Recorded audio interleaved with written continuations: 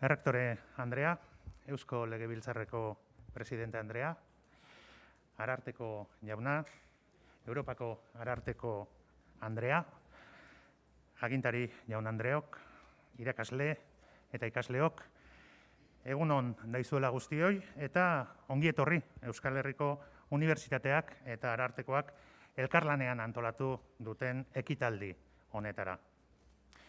Eta ekitaldiari hasiera emateko hitza ematen diot Euskal Herriko Unibertsitateko errektore den Eva Ferreira Andreari.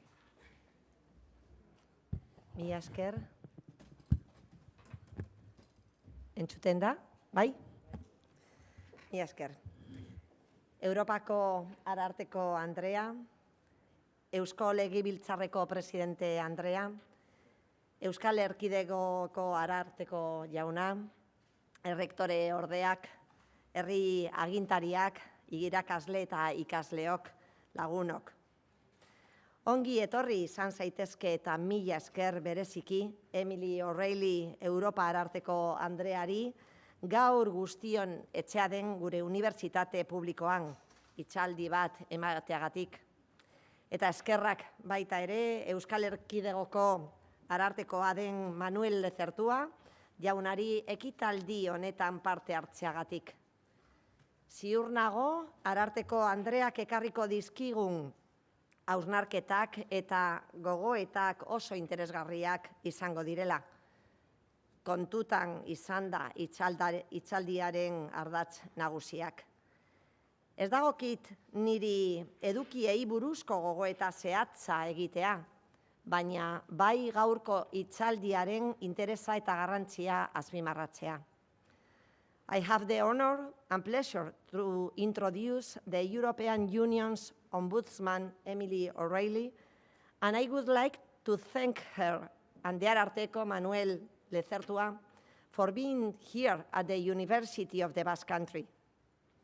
I would like to thank both institutions for accepting our invitation to our university.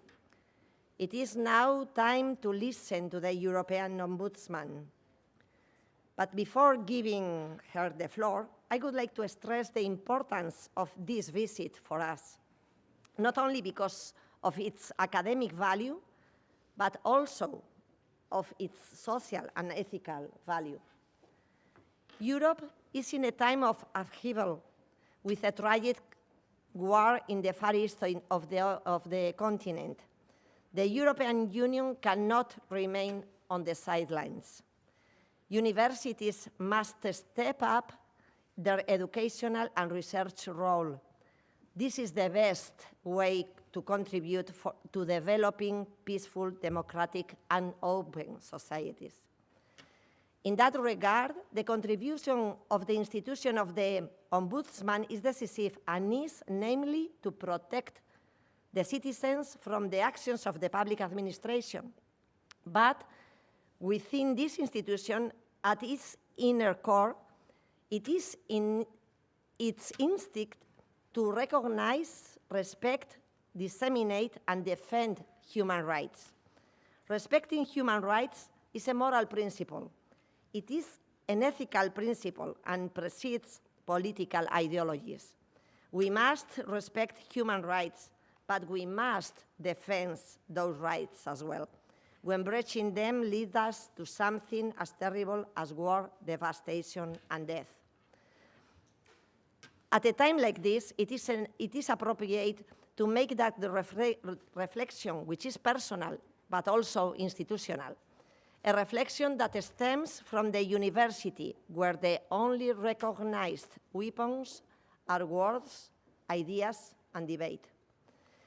Es un verdadero privilegio contar hoy en este foro con la Defensora del Pueblo europea y el Ararteko, Manuel Lezertua, y una gran oportunidad, además, para escuchar sus opiniones acerca de un tema tan sugestivo como el que propone su conferencia, la búsqueda de estándares europeos de ética pública. El respeto a los derechos humanos en el trabajo cotidiano de las instituciones públicas es la culminación de nuestra cultura política. El Ararteko y la Ombudsman, en distintos niveles administrativos, velan por este respeto. En un momento tan difícil para tantas personas y poblaciones en Europa Oriental, debemos ser conscientes de que el respeto a los derechos humanos y la defensa de esos derechos representan lo mejor de nuestra cultura política y nos exigen, por tanto, un compromiso renovado. La universidad, como templo del conocimiento, debe seguir desempeñando un papel destacado en el rechazo a la violencia y en la afirmación de la palabra como única herramienta para la resolución de los conflictos entre personas, colectivos y naciones.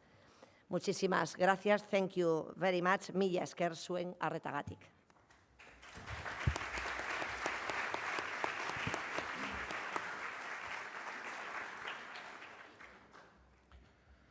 Eskerrik asko, errektore Andrea, eta jarraian hitza ematen diot Manuel Lezertua, Ararteko jaunari.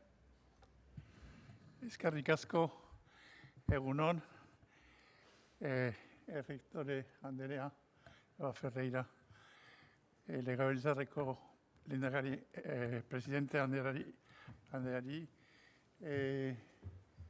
Emily O'Reilly, European Ombudsman, unibertsitate agintariak, irakasleak eta ikasleak, etorri zareten guztioi. Adierazi nahi dizuet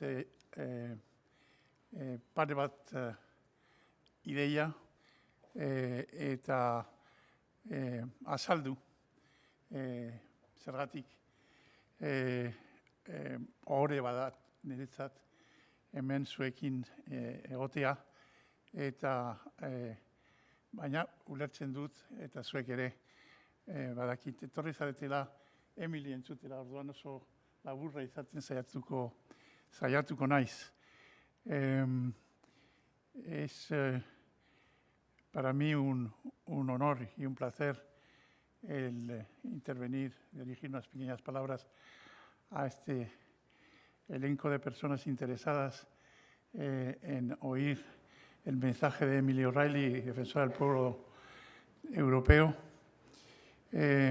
por varias razones, pero mencionaré dos o tres.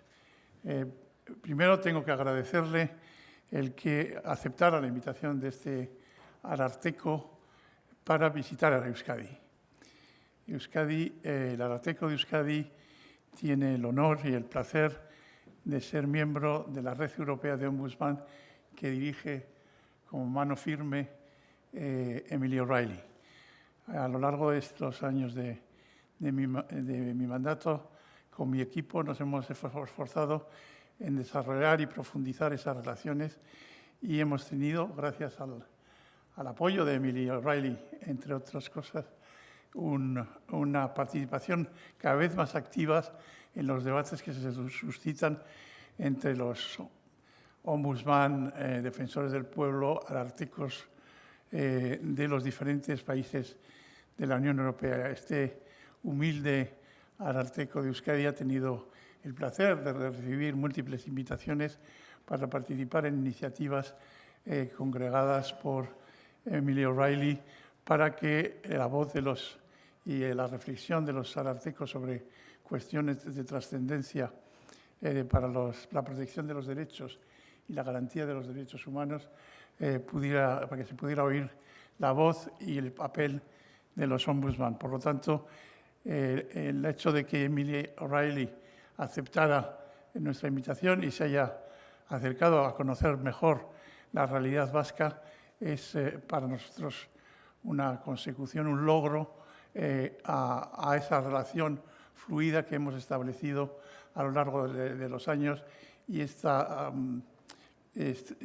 sistema de cooperación en el que venimos participando activamente desde que el Parlamento Vasco me eligió para este cargo. La primera razón, por lo tanto, es personal y expresar la gratitud también y sobre todo a la rectora de la universidad por haber organizado este acto bajo el paraguas de la Universidad del País Vasco y permitir de esta manera diseminar el mensaje que nos trae desde Europa en estos momentos de incertidumbre, en particular la Defensora del Pueblo europeo. Y esta es precisamente la segunda razón que quería mencionar para explicar por qué creo que es importante. Yo lo ha dicho ya la rectora Ferreira. Europa, el mundo, pero particularmente Europa, está viviendo con una gran pesadumbre, dolor, preocupación, una situación que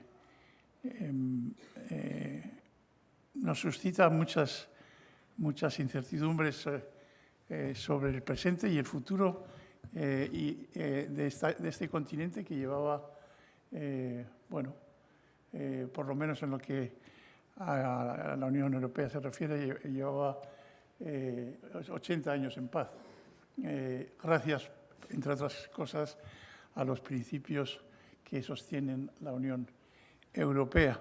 Y en este momento de incertidumbre es enormemente importante el sentir ese referente europeo como propio, el mensaje de Europa, en la desgracia que supone la cantidad de vidas y destrozos que está produciendo esta guerra, que se oiga una voz de la Europa que conocemos, la Europa de los derechos humanos, del Estado de Derecho. Y en esta cuestión, Emily O'Reilly es un referente básico para los europeos. Es la defensora de todos los europeos y realiza un trabajo constante desde 2013, como anteriormente fue defensora del pueblo de Irlanda durante 10 años y ahora desde 2013 lleva haciendo un esfuerzo ímprobo por desarrollar el sentido de la buena administración, del control, de la transparencia. Ella suele decir que es en las pequeñas cosas, cuando se dejan pasar esas pequeñas cosas, los chanchullos, el dar la prioridad al interés privado sobre el interés público, cuando no se actúa frente a la corrupción, los sobornos, los conflictos de intereses, la falta de accesibilidad a los documentos públicos. En estos ámbitos ella ha desarrollado un trabajo ímprobo y lo está desarrollando con inmenso valor y con un equipo empeñado en conseguir esa Europa transparente y limpia, sin la cual se perdería los valores que nos animan a estar juntos y unidad que se está evidentemente manifestando ya, que es indispensable. Si algo bueno puede tener esta desgracia es que todos nos damos cuenta que Europa es la garantía, es la seguridad. Y tener con nosotros en estas circunstancias y oír el mensaje de Emily O'Reilly es un privilegio que yo le agradezco sinceramente.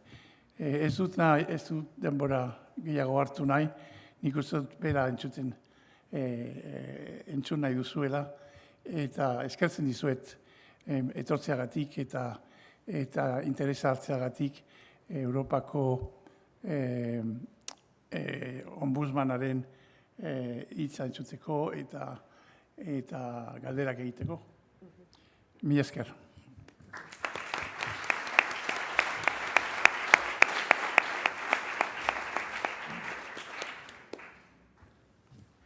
Eskerrik asko, ararteko jauna.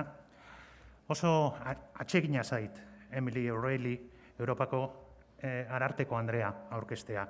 O'Reilly Andreak Europako ararteko kargu hartu zuen lehen emakumea da. Aurtengo uztailean 9 urte beteko ditu ardura horretan, bitan berrautatua izan ostean 2014an eta 2019an. Europar Batasuneko erakunde eta organoen balizko administrazio okerra ikertzen du berak. 2016 urtean, Brusela egituratzen diharduten emakume politikarien zerrendan agertu zen. Azken urteetan, bere lana aintzatesten duten hainbat eta hainbat sari jaso ditu. Swatchkov Europe Awards saria 2017an, urtebete geroago Pragako European Summit Vision for Europe Award saria eta Flensburgeko Unibertsitatearena 2020an. 2003 urtetik 2013 arte, Irlandako emakumezko lehen arartekoa eta informazio komisarioa izan zen. Eta 2007an ingurumen informazio komisario izendatu zuten. 2008 urtean, Irlandako Unibertsitate Nazionalak honoris causa doktore izendatu zuen, zuzenbidearen arloan, bere ibilbidean giza eskubideak sustatzeko egindako lanagatik. Eta 2014ean, Dublineko University Collegeek ere honoris causa doktore izendatu zuen zuzenbidearen arloan, baita ere, hamarkada batez ararteko arduran agertutako konpromesu irmoagatik. Kazetari hoi, idazle eta editore politiko gisa, O'Reilly Andreak hainbat aitorpen garrantzitsu bereganatu ditu bere herrialdean eta nazioartean. Tartean, 1988an Harvardeko Unibertsitateak emandako beka eta hainbat sari nazional. 3 liburu idatzi ditu Irlandako politikaz eta komunikabidez, kritikaren harrera bikainarekin gainera. Bestalde, O'Reilly Andrea Harvardeko kazetaritzako Nieman Fundazioaren nazioarteko aholku batzordeko kidea da. Bere kazetari ibilbidean, 2 sari irabazi zituen. Urteko emakume kazetaria 1986an eta urteko kazetaria 1984an. O'Reilly Andrearen ibilbide oparoa laburbiltzeko saiakera honen ostean, orain gonbidatu nahi zaituztet, haren hitzaldia entzutera. Izenburu du Kontu-ematea, gardentasuna eta herritarren parte-hartzea. Etika publikoa, Europako estandarren bila. Baina hari hitza eman aurretik, zehaztasun bat egin nahi dut. Galderak egiteko, mesedez erabilitzazue, banatu zaizkizuen txartelak. Eta idatzi galderak gazteleraz. Idatzi gazteleraz. Gure laguntzaiek jasoko dituzte txarteloiek, eta gero nik neuk O'Reilly Andreari luzatuko dizkiot. Orain bai, O'Reilly Andrea, zurea da hitza. Miss O'Reilly, the floor is yours.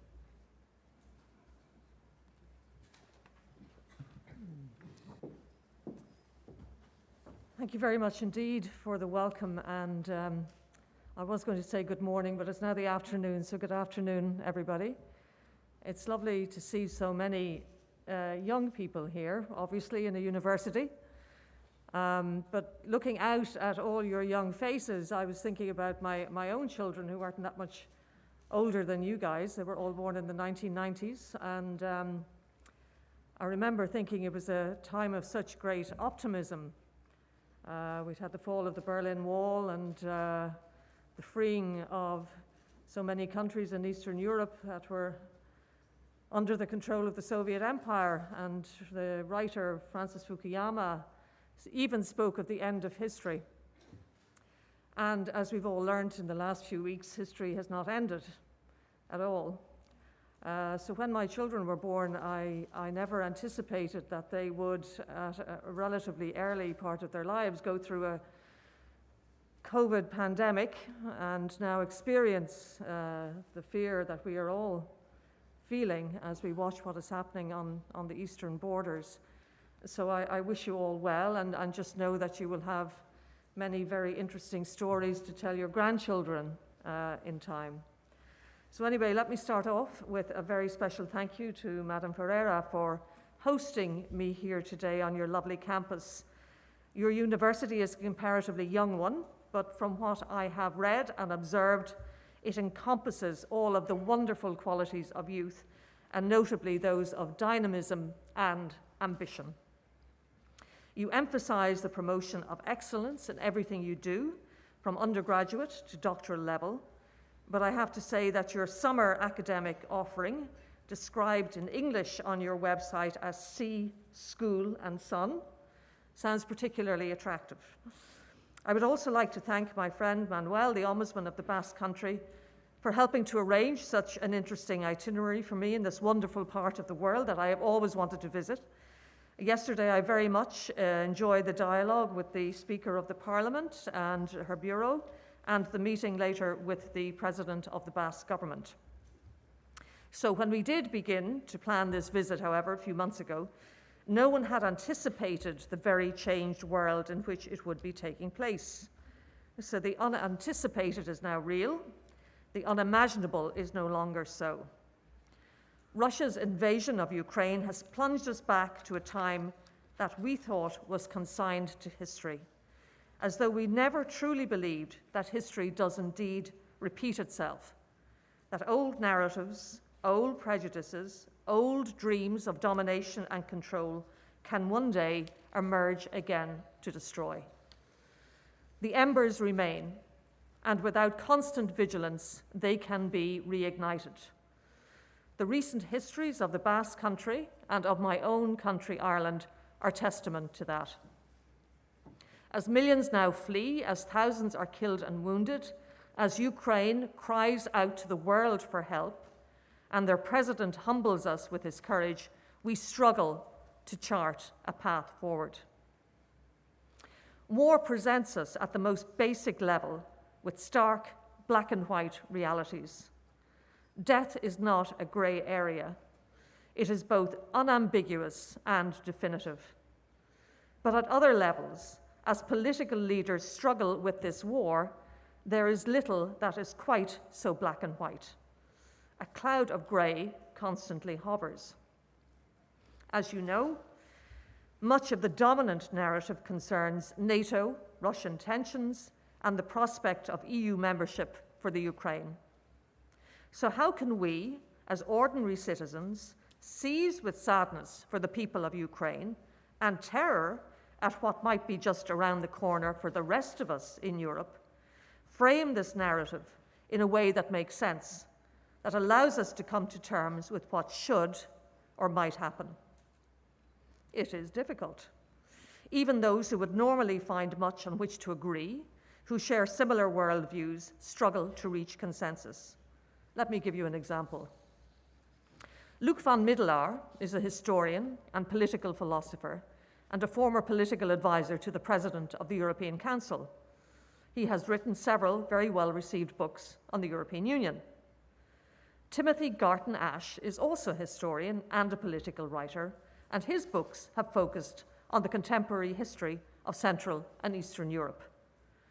Both men are highly regarded as authorities on Europe, and neither is viewed as a maverick or extreme. Yet in the space of just a few days last week, writing in the UK's Guardian newspaper, both men gave opposite views of how matters should proceed when it comes to the place of Ukraine in the EU. The difference can be overstated, as both men were thinking tactically as to how best to resolve the conflict, but the divergence was there nonetheless. Garton Ash, while recognising that full membership would take years to agree, called on the EU immediately to make Ukraine a candidate country. Van Middelaar, in contrast, warned against what he considered to be the reckless promotion by some leaders of a possible fast track for the Ukraine, suggesting that not alone would it inflame the current conflict, but would also raise false hopes.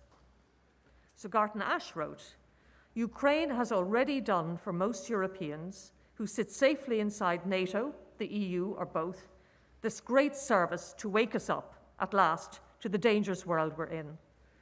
The transformation of German policy in particular, and the resolute determination of the German Chancellor, Olaf Scholz, and the French President, Emmanuel Macron, to build a Europe with all three dimensions of power, military as well as economic and cultural. This too, he said, we owe to the Ukrainians' determination to resist Putin's war of recolonization. So this is what Ukraine has done for Europe. What will Europe do for Ukraine? While Van Middelaar wrote, NATO's and the EU's promises to Kiev since 2008 and 2014 are primary sources of conflict. Is this the best moment to feed the distrust of an opponent in full rage and to add complexity to a situation already filled with dangerous ambiguities? Amid such high tension, diplomatic formulas of long-term perspective, or perhaps one day, are counterproductive. It is tragic, but at best, such statements have come too early. At worst, they will be another false promise. At Versailles last Friday, EU leaders essentially adopted the Van Middelaar approach. Ukraine will not be getting a quick visa to candidate status in the EU. Garden Ash is certainly right, however, when he talks about the Ukrainian invasion as being a wake-up call. But I see it as a wake-up call about so much more than defence and security. It reminds us rather of a Europe that is as precious as it is fragile, of the Union as an epic achievement that must forever be nurtured, even in its smallest spaces. We have at times been careless of our freedoms, of our commitments to others, of the fundamental moral underpinning of this union. For many decades, those born within the EU have been lucky enough not to know war directly. As the EU grew successfully over the years from its core of 6 to its present size of 27, including the epoch-defining expansion to Eastern Europe in 2004, so did its confidence in itself and its much talked about values. But it has not always lived up to those values. The refugee crisis tested and continues to test the words and principles espoused in our Charter of Fundamental Rights and our treaties. It cannot be allowed to go unnoticed that there is a stark difference between the justifiable welcome to Ukrainian refugees and that given to those fleeing other brutalities in regimes just a bit further away. Rule of law questions within the EU borders are not treated as absolute issues, as black and white and stark and clear, but are subject rather to the vicissitudes of politics, to national self-interest, and to short-term thinking. The rush in recent weeks of some European business people, former politicians and others, to divest themselves of certain Russian interests, either shamed or sanctioned into it, is also testament to a complacent acceptance within the Union of greed and indulgence in the pursuit of capital, without adequate thought given to the legitimacy that some of those connections bestowed on a regime that is now slaughtering children. Those individual connections, those individual investments or positions might have seemed too inconsequential to challenge or to forbid. But how can we, in Europe, ever claim ignorance of the ultimate role that seemingly inconsequential small acts played in our history when they too were left unchallenged? But what the EU has built is remarkable nonetheless. For many years, the EU and its predecessor, the EEC, defined itself as a peace project, citing the aftermath of World War II and keeping nations at peace through trade and a sharing of sovereignty. Later, it became unfashionable to refer to the EU's main achievement and raison d'etre as being peace. Younger generations did not have World War II as their foremost reference point. They saw and only knew the EU as a place in which they could move around, live, and work freely. The EU became essentially unremarkable. But what is happening in Ukraine reminds us that there is nothing more important than building and maintaining democracies. There is nothing more important than building societies in which people can go about living ordinary or extraordinary lives without ever having to think of conflict, without ever having to fear persecution. There is nothing more important than defending our values. Europe's raison d'etre is indeed still a peace project. One commentator recently put it, when targets of Kremlin atrocity call out to Europe for help, they are appealing not to a geographical space, but to an idea. They are talking about security through the rule of law and through democracy. So it is this that spurred Ukraine, in the middle of the first week of war, formally to apply for EU membership. And it is this that spurred Georgia and Moldova to follow suit just days later. And it is this that led so many refugees from Afghanistan, Syria, and elsewhere to come to Europe to try to build their lives here. Yes, the EU is wealthy, but its wealth lies not in money alone, but in those things that money simply cannot buy. There will be a time for deeper reflection about how we let societies become corrupted by oligarch money, about how economic concerns overlaid other concerns when it came to energy supplies, about how many politicians around Europe have embraced Putin and what he stands for. For the moment, however, we can be thankful for the essential unity of the EU's response and take heart in the response of ordinary people all over Europe and indeed the world who are reaching out to help Ukrainians, while still recognizing our humanitarian obligations to those that do not always resemble us culturally or politically.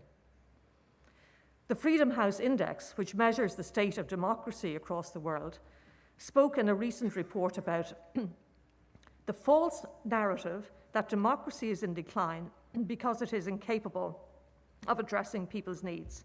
In fact, democracy is in decline because its most prominent exemplars are not doing enough to protect it. This mask is awful. Anyway, there is much in this. Witness the United States, a country that most of us do generally associate with democratic values. But just over a year ago, the political center of American life was attacked by a group of its own citizens, loyal not to a foreign despot or ideology, but to the then President of the United States.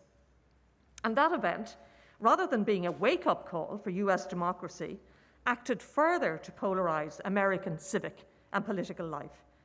Trump continues to wield enormous influence over the Republican Party, with major donors still contributing to what may become a 2024 election bid. But the erosion of US democratic values, the polarization of its politics, did not begin with Donald Trump. He was its symptom, not its cause. Decades of allowing small acts to go unchallenged, decades of allowing the revolving door between big business and politics to continue, decades of allowing the monetization of public life to become normalized, of failing to prevent the huge gaps between the two major parties from reaching a point of no return, made the emergence of someone like Trump, in effect, inevitable. So we need to draw lessons from all of this. We need to banish the grey clouds that hover over our thinking and talking about democratic values and start to imagine and to live those lives, those values, practically and concretely, just as millions of Ukrainians have been forced now not just to imagine, but to live their days in the starkness of war and of death. The US has provided a wake-up call, but so too did Brexit. The drama surrounding the UK decision to leave put the EU on the average person's mental map. Consideration was given, for many for the first time, to what EU membership meant, and we have seen that the UK, another increasingly polarised democracy, has lost in leaving the Union.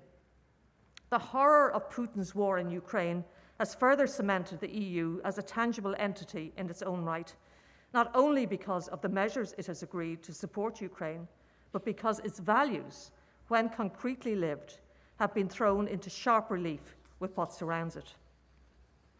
One way of further strengthening this democratic union is through meaningful citizen participation in the EU's democratic life. There is currently a formal attempt to make this a reality, which some of you may know about.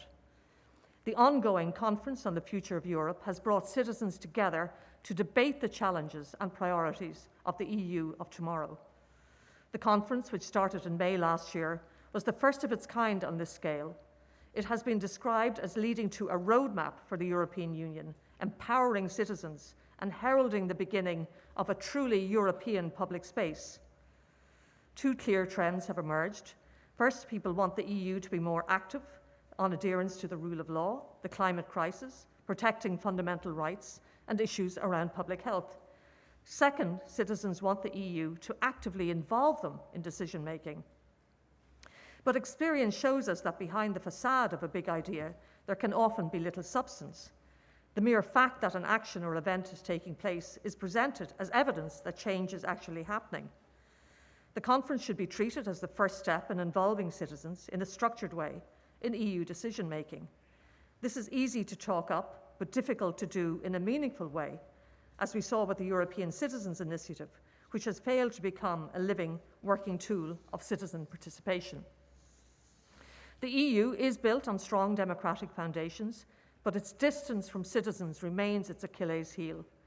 People want to be able to shape the world they live in, but when it comes to the EU, they're often not sure how to do this. So one might ask, in the midst of this major, effectively global crisis, what role, if any, an Ombudsman's office, either at regional, national, or European level, can play? What have the frequently dry issues around public administration to do with geopolitics?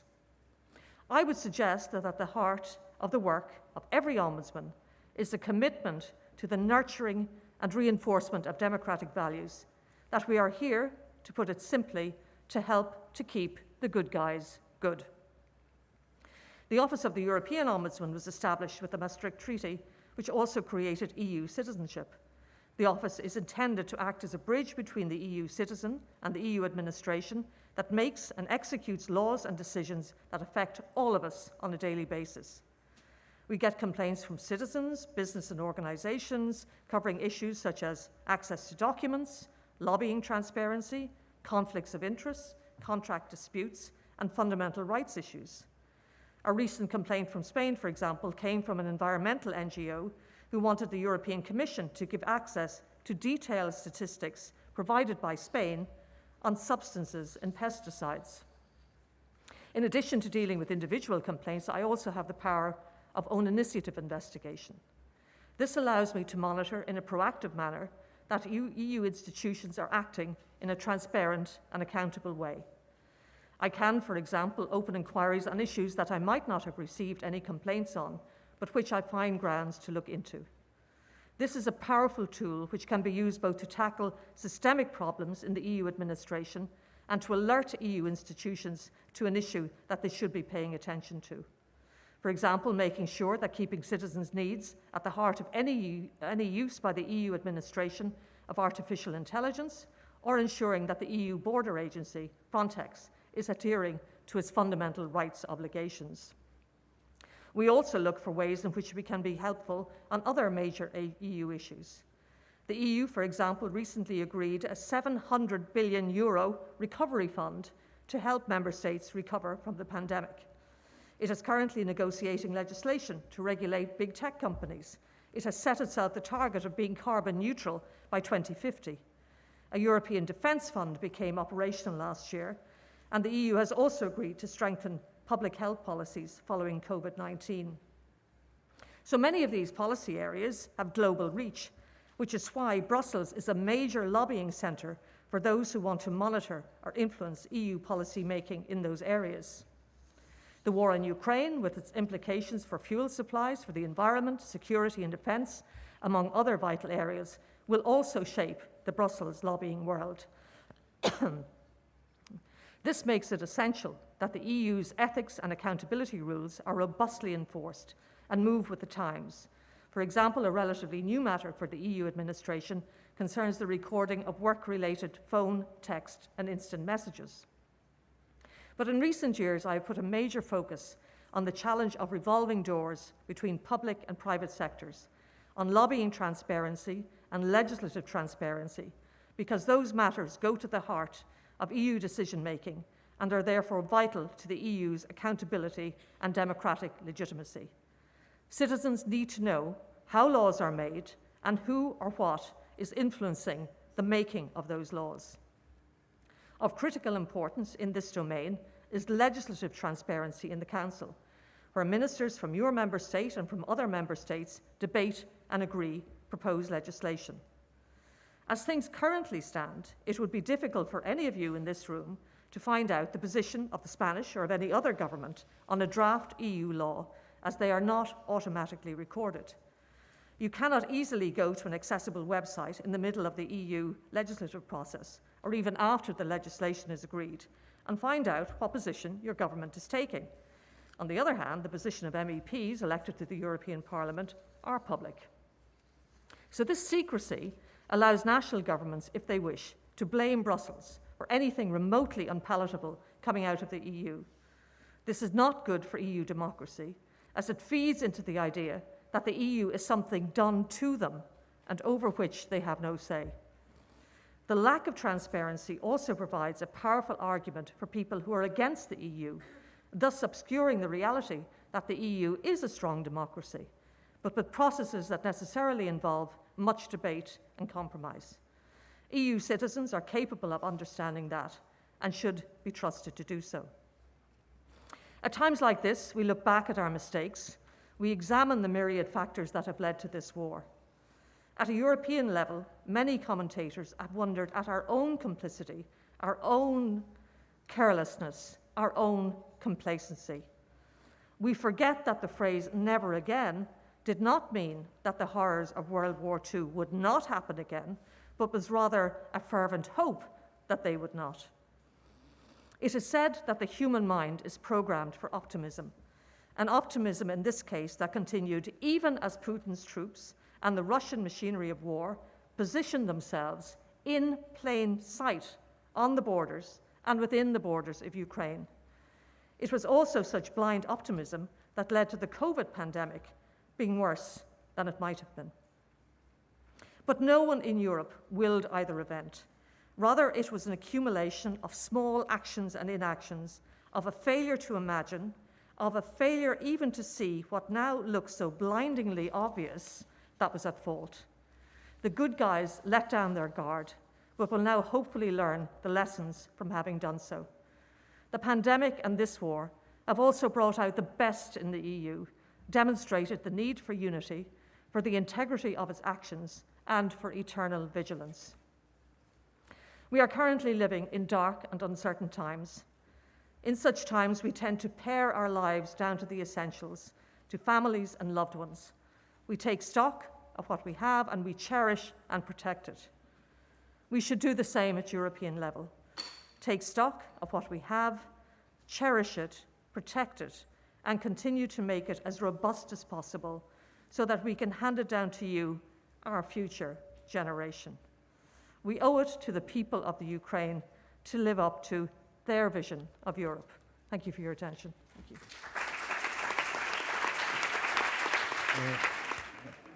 Riley Andrea, ondo iruditzen baldin bazaizu, irakurriko dizkitzut, egin dizkiguten galderak, erantzun ahal izateko.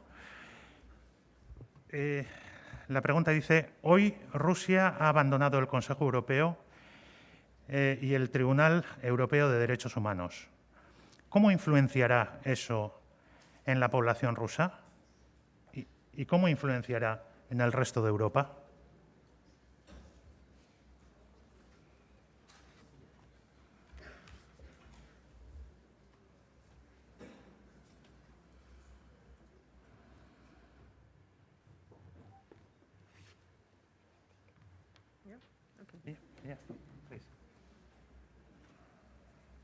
Yeah, it's an excellent question. I was watching what was happening in the Council of Europe. The Parliamentary Assembly of the Council was supposed to have taken a vote yesterday in relation to Russia. I think possibly Russia moved before that actually happened. They had been temporarily suspended before after what happened in Crimea, but they came back in. It's interesting, they've also left, obviously, the European Court of Human Rights. How this will affect things, I don't know. I mean, I think people who would have supported the move by the Council of Europe to basically get rid of Russia from its ranks would hope that it would influence other major bodies, the UN, for example. We don't know. I mean, that is going to have an impact internationally as well as within the borders of Russia. One question I keep asking, and I'm sure some of you ask it as well, is how is any of this being mediated to the Russian people? I mean, we know what's happening in state broadcasting and so on, but, you know, what do they know? How much do they know? How much is available to them on Twitter and social media and so on? We cannot know that. I mean, it's a part of this puzzle that is unknowable. And I was doing an interview this morning, and I was being asked a question somewhat similar to that. I said I would hate to be a politician at this time because there are so many elements that have to be taken into account in making decisions about this. And one of those elements is the extent of knowledge of the Russian people. And I know a question that politicians as well who are making decisions about sanctions and who are looking at the impact of those sanctions, not just on Russia, but on their own member states because of the gas and coal and fuel issues and so on. You know, they're wondering if the sanctions are too heavy. Is this going to help Putin because, you know, the people in Russia will add further support to him, so we don't know. But things are being done now that are unprecedented. And the issue that you talk about, it'll be very interesting now to see its trajectory in Russia, but also to see its trajectory internationally and how other bodies similar to the Council of Europe and the Court of Human Rights are going to react. Thank you very much. Sí. Galdera honetaz. Bai, aurrera. Bakarrik pare bat zehaztasuna. Lo que ha anunciado, ha decidido la Asamblea Parlamentaria es el que Rusia abandone el Consejo de Europa, no el Consejo Europeo. Los dos términos muchas veces se confunden. El Consejo de Europa es una organización política separada de la Unión Europea, aunque existen enormes vínculos entre los dos y la influencia del sistema europeo de derechos humanos en la Unión Europea ha sido enorme en todo el proyecto europeo. Pero lo que ha ocurrido es que en realidad Rusia va a abandonar el Consejo de Europa. Ya sufrió un periodo de suspensión con motivo de la ocupación de Crimea. Al final eso se recondujo en el espíritu de que, estando dentro de la organización, Rusia se protegía mejor a los ciudadanos rusos, pero, entre tanto, la propia Rusia ya estaba dando pasos para evitar una excesiva influencia del Tribunal Europeo de Derechos Humanos en su política, en su situación interna. Porque les quiero recordar que Rusia votó, bajo el mandato de Putin, la Duma votó una ley por la cual decía que solamente ejecutaría las sentencias del Tribunal Europeo si no eran contrarias al orden constitucional ruso y a lo que dijera el Tribunal Constitucional de Rusia. Con lo cual, hace ya 2 años se venían alejando claramente del sistema europeo de protección de los derechos humanos y, en realidad, lo que hace ahora es abandonar la organización por completo, lo que va a hacer en los próximos semanas o meses. Pero yo, de todas maneras, si Rusia ha dicho que va a abandonar el Consejo de Europa, es porque, de todas maneras, estaba en marcha el procedimiento para expulsarles. Con lo cual, han hecho lo que hizo Grecia en su momento en la crisis de los coroneles, es adelantarse a la decisión de expulsarse, que es muy humillante, diciendo que se van porque el Consejo de Europa ha abandonado sus principios. Y justamente para evitar de ser expulsados. Perdón porque haya tomado esta... Pero me parecía importante recalcar la diferencia y el hecho de que había un proceso anterior, unas enormes dificultades para hacer ejecutar las decisiones del Tribunal Europeo en suelo ruso. Eskerrik asko zure erantzunagatik, Ararteko jauna. Next question. Dice así: Europa se está esforzando en relación a los refugiados ucranianos. ¿Por qué hay un trato diferente en relación a los refugiados de fuera de Europa?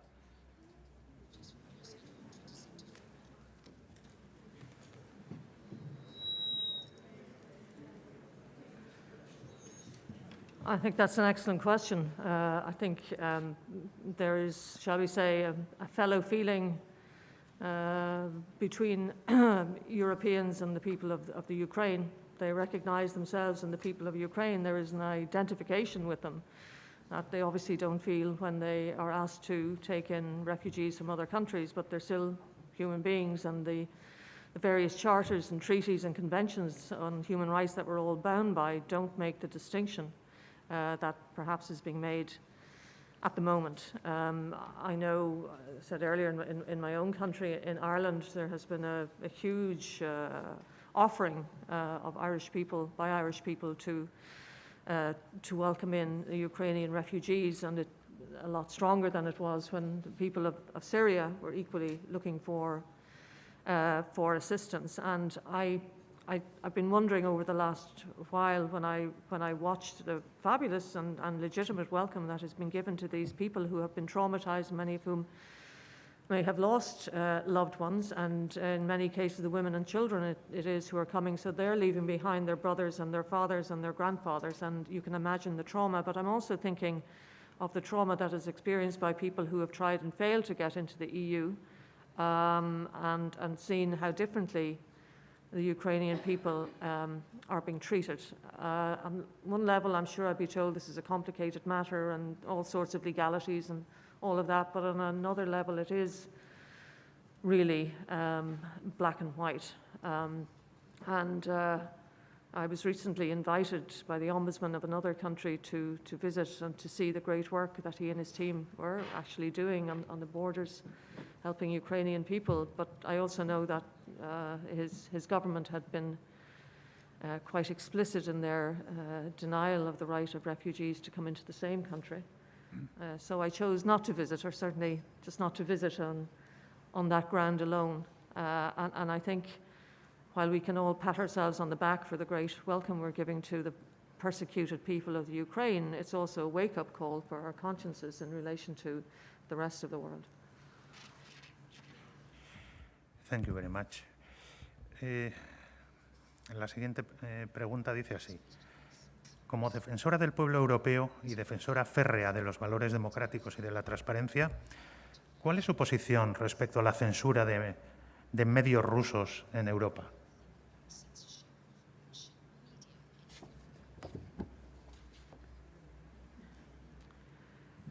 Well, obviously,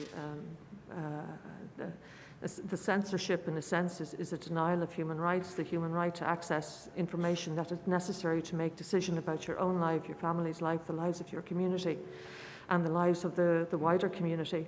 I was just saying that this morning when I was discussing with the rector the issue of disinformation, I think war, as you know, changes a lot and accelerates a lot of thinking in areas that had previously been sort of thought about only at the margins. But I think we're all, and your generation, this is particularly important, getting a lesson in disinformation and how that can be used as a weapon of war as well. I mean, and I think as well, you know, certain member states in the EU who have allowed Russian control, whether it's property or money or media or football clubs. I think people have to have a bit of a crise de conscience in relation to that as well. I mean, when you consider that Russian people were poisoned on UK soil, even as the Russians were allowed to launder their money in London and elsewhere, you know, I like to say when I'm talking to the administration, you have to join the dots. You have to join the dots. You can't, on the one hand, decry what Russia is doing and marvel at the amount of money that Putin has to spend on his war machine, and then at the same time look at what your actions have done precisely to enable that by laundering the money and obviously enabling whatever deals are then done by those people who have been enriched by Putin and other regimes to feed back into the regime that money. In the same way, yeah, I mean, you know, Russia interference in the US elections. I mean, 10, 20, 30 years ago, there would have been an outcry in the US in relation to that, and vows not to let it happen again. But again, it became just one of those things, you know. If it helped Trump, it was a good thing, you know. So that's when I talk about complicity. None of us have, or few of us have clean hands in relation to this. La siguiente pregunta dice, ¿va a haber una distribución fijada de refugiados ucranianos por país, dependiendo de su capacidad de acogida, número de habitantes, etcétera?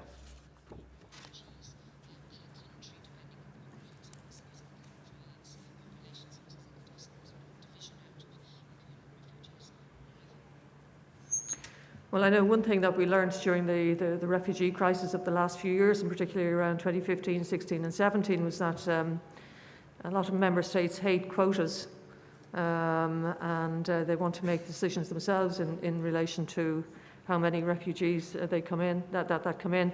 I mean, you can see the kind of two different strands emerging at the moment. In some countries, and you know, Spain, Ireland, and other countries are just welcoming people in. You know, they barely need to have a visa, passport. If you come from the Ukraine, you're welcome. We'll worry about the administration later on. Then other countries are taking a different approach. They're making it quite administratively challenging for people to come in, no matter what their situation is. And while in a way we're seeing the first sort of, like, this war has only been going on, what, 2 weeks, 3 weeks, if even that? So we're seeing a very almost emotional response to what's happening, and rightly so. It's fantastic that our emotions are engaged. They're not engaged perhaps often enough, but at a certain point, of course, people are going to stand back, administrations are going to stand back and say, hang on, we need a bit of order here. I mean, I noticed Warsaw, for example, has had so many refugees that it can't take any more, so it's looking to distribute them among other cities. Yeah, other countries, particularly around in Eastern Central Europe, are taking a lot, and when they feel that they have more that they can adequately manage, well, then other countries in Western Europe be required to take more. We don't know. I don't think Europe covered itself in glory in relation to the way it tackled the refugee issue when it came to refugees from countries outside of the borders, and who did not share our perhaps the same social and cultural makeup. It may be different this time, but certainly administrations are going to be challenged in relation to what they do. Of course, a more positive optimistic look is that the war will end, maybe in the not too distant future, and people don't want to be here. People want to be at home in the Ukraine. Most of those people have very nice lives, very full lives, and I don't think it's their intentions to take up residence, whether it's in Dublin or Bilbao, wherever, permanently, no matter how wonderful those cities might be. So we'll see. But I think, unlike the last time, governments, I think, will be subject to public pressure, because public pressure is much more attuned to this issue and the humanitarian needs than perhaps it was attuned to the humanitarian needs of others, and therefore they didn't feel they needed to pressurise their governments as much to do certain things.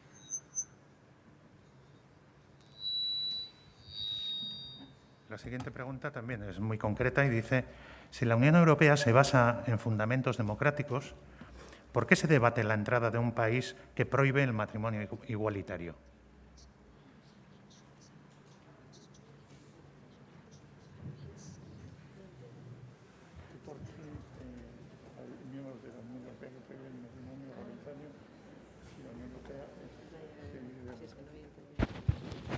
Yes, that's a good question. I think, as you know, I've often said in the last few years that some of the most challenging issues for the EU, certainly up to now, haven't been the financial challenges or even to a certain degree the COVID challenge, but they have been the rule of law challenges, because they're much more difficult. And we've seen it, you know, in Hungary and in Poland, when people would have seen what they consider to be the erosion of democratic norms in relation to the law, to courts, to judges. We've seen what arguably could amount to the persecution of LGBTI people in Hungary, certainly their ostracization and laws being introduced or attempted to be introduced that are seen to discriminate against them. The EU has been sometimes slow to take actions. As you know, there is a move to, I just can't think of the word of it now, but it's basically to deny funding unless some of these things are fixed, let's put it that way. And again, the EU has been slow to move. And this is, again, the considerations they take into account. For example, they say, well, if we bring in sanctions or if we refuse to give funding to certain EU member states because we are concerned about how they're dealing with rule of law issues or equality issues or gender issues, then, you know, that ultimately affects the people themselves. So if the people themselves are affected, if the citizens are affected, does that mean that they might turn against the EU? So, you know, the whole thing becomes a bit of a grey mess. One could say that we're at certain member states now been trying to get into the EU, they might actually not tick all the boxes and might be denied entry. But it also means that the EU is going to be incredibly careful into the future, into, you know, its vetting process in relation to countries that do come in. So that is a very challenging area and something, of course, that this crisis as well will feed into to some degree. Okay, if it is all right with you, we have two more questions. La siguiente dice, si el proyecto principal de la Unión Europea es la defensa de la paz, ¿por qué se sigue permitiendo que la OTAN, una organización militar, siga teniendo tanta influencia en Europa?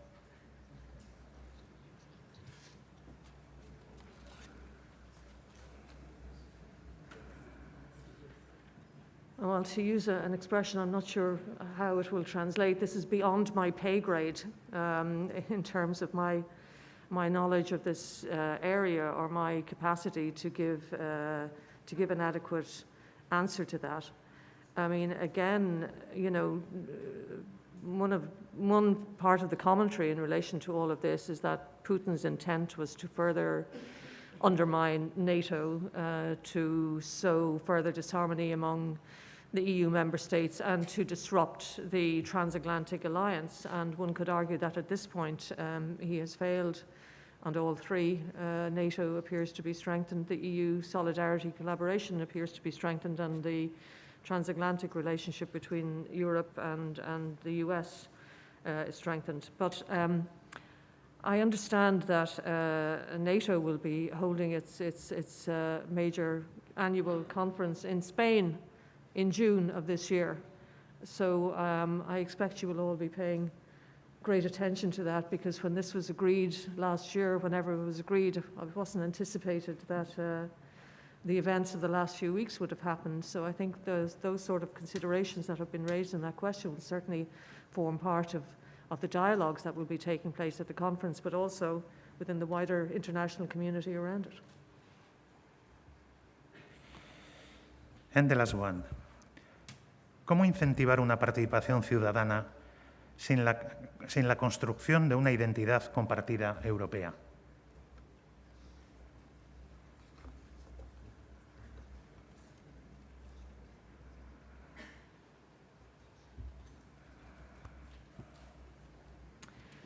That's another great question. I mean, I was asked this this morning, and the idea of a European public space, a European identity, is something that is endlessly debated in Brussels.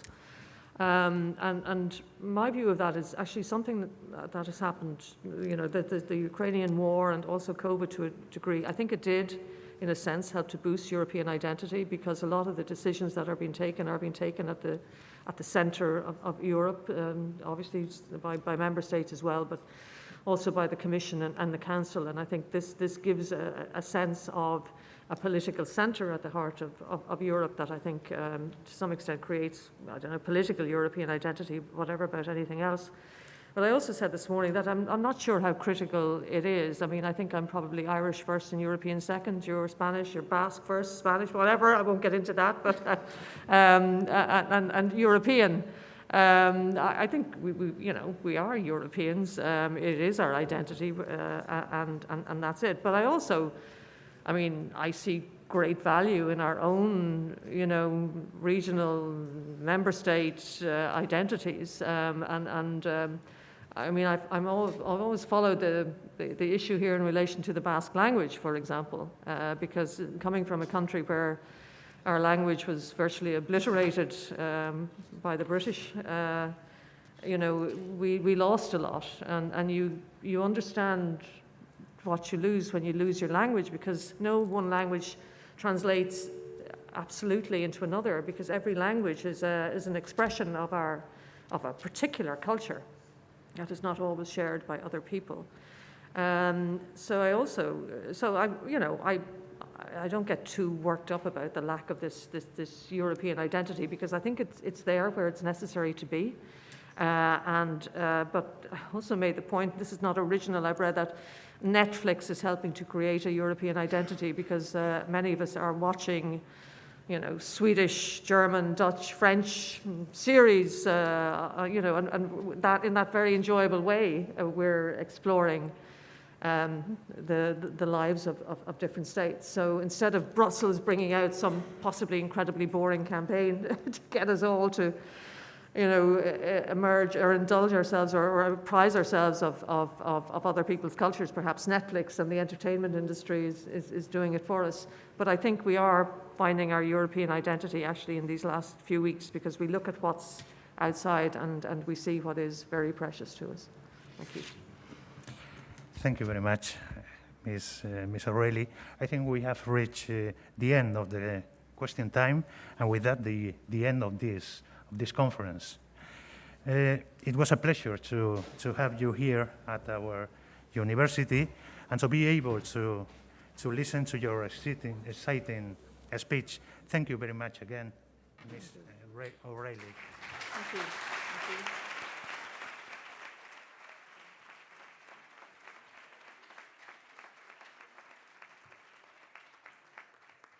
Eta jakina, eskerrik asko, bertaratu zareten guzti hori ere. Mila esker.